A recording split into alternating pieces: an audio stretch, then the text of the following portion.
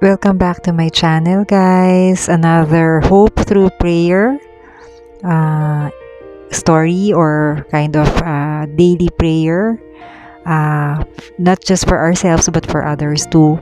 So, guys, right now I am very much somehow uh, happy and grateful, yet still worried. There are still, of course, things in life that are not always given to us instantly, and sometimes we feel like a situation in life is giving us kind of worries, stress, for whatever it is, guys. Yes, what can we do, right? But of course, grateful, guys, for other people in my life, especially my loved ones. Grateful for that, but there are some, right? So you're kind of just worried, like uneasy on that part. And I wanted to share this moment, guys, with you. Maybe if I'm feeling the same way, then you are too, right? So nararamdaman mo rin ito, 'di ba? Minsan nararamdaman mo you're not somehow that important in some areas of our lives, right? So don't worry. I think what we have to do is just have faith, and this is a good prayer, guys. Hindi ka nag-iisa. You're not alone in this, all right? So don't worry. Don't think that you're just on your you are just on your own on this one. We all feel the same way, okay? So, guys, let's pray for this one. So this we can be on our way or to healing, or some kind of just being patient and believing that everything will fall into place.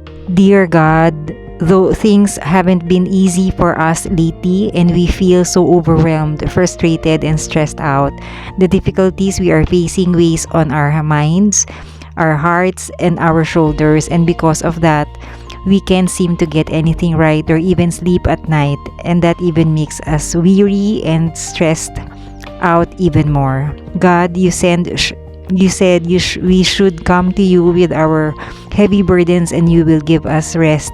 So God, we come to you, take our burdens and our frustrations, and grant us peace. Take away the stress that we feel and restore our soul. Everything around us is crumbling, God, but we hope in you. Help us to relax and surrender it all to you. Give us the strength and clarity of mind, and teach us to take each day at a time. Thank you, God, for your everlasting love. Amen. So, guys, I know it's not immediately a magic, but suddenly, guys, when we, of course, we pray together, or we pray for others too, I really just noticed, guys, something, something light comes up. A light comes up, some kind of lighter feeling. You just wait a few days, and you'll be surprised, believe me. All right, guys, so thank you so much. Let's pray again. After this, I have lots of that on my channel, guys. Take care, you guys. I appreciate your time. Bye. It was just about an hour ago, guys, that I felt this way, and then suddenly I'm reminded of this blind person I saw in the church at church this afternoon, and I just am totally a little bit more grateful. Being able to remember how we are so blessed, isn't it? Like sometimes we are worried on some things in life, and we forget to focus, right? This goes out to everybody, to you who feels sometimes still alone, even so you are with a lot of people. Diba? Sometimes we feel that. So don't worry, you're going to be okay. Just pray, just believe, just surrender everything, because we can't carry everything, right? Just believe in your faith, and everything will be better. We'll be all right.